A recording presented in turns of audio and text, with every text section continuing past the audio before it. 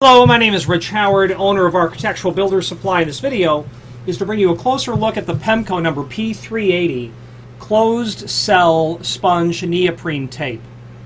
When you buy this, you're buying a single 10-foot roll. This is what it looks like when it comes.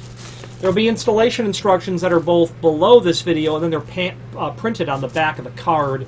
In essence, well, we'll get to the installation instructions in a moment. I have one removed from the packaging so we can take a visual tour of the item. That's the roll. Closed cell sponge neoprene versus other rubber type materials, like open cell sponge neoprene, perhaps vinyl, perhaps neoprene, EPDM sponge neoprene, perhaps PVC, or, and I'm looking at my cheat sheet, polyurethane. A closed cell sponge neoprene is going to be most appropriate for installations where you are most concerned about waterproofing. A closed cell neoprene will be more akin to a diver's wetsuit, whereas open cell neoprene will be more appropriate, will be more sponge-like certainly, but will be more appropriate for sound insulating because of the open cell nature of the material. So if water intrusion stopping is what you want closed cell neoprene. All this material is going to do the job, basically. We're not sending a specification on something that's going to go into outer space. So insulating your door and window, obviously you want to pick the right product for the job, but all of them are good.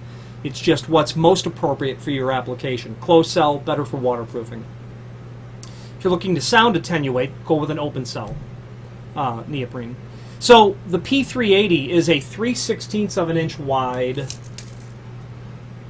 I lied, 3/8 of an inch wide, 3/16 of an inch thick roll that has this blue surface on the back, which is the peel away protective film covering the self-adhesive tape. Wait for it.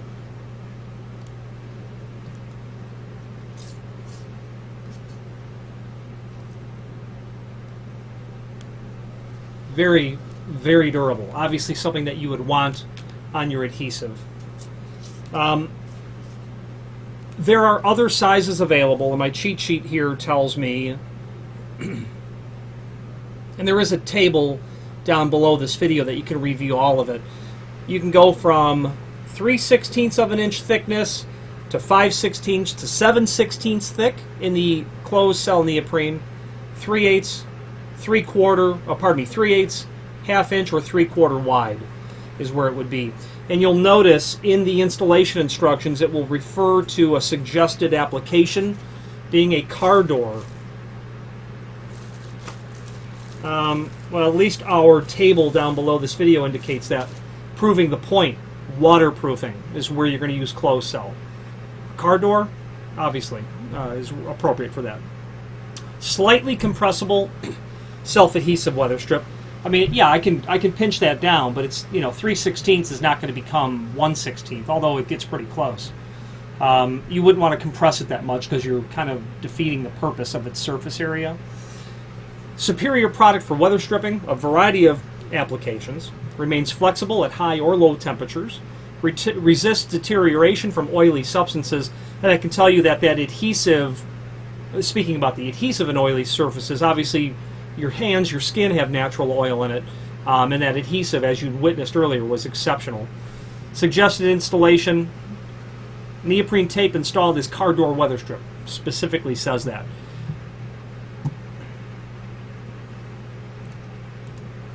Now, moving on to the installation instructions, I'd like to review that data to see if there's anything specific that needs to be mentioned. Not really necessary to mention, except that I would add, if you're doing a door, and in your mind's eye, just envision this. You've got a regular door, and this will go for any of the products when it's installed on a door.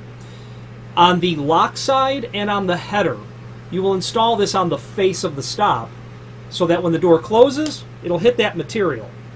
But on the hinge side, you won't install it to the face of the stop because you don't want the heel edge of the door working that weak corner, outside corner of the weather stripping. You'll install it to the rabbet of the frame and run it down there so that when the heel edge of the door closes, it compresses. No pulling, just compression, making it compressed against and working with the adhesive to help keep it work better.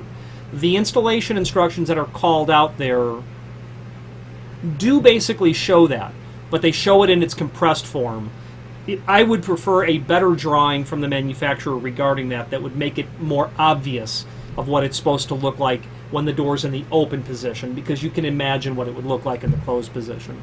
So it does state that, but just to make that all clear, the bottom third gives you steps 1 through 5, and the summary of all of that is, when you're installing this adhesive material, the surface, whatever it is, must be utterly clean, utterly free of dust and debris, must be dry, must be basically room temperature, must be free of any particulates.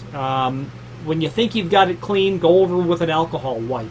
If you're applying it down to a wood frame, scuff that up and give yourself some additional surface area.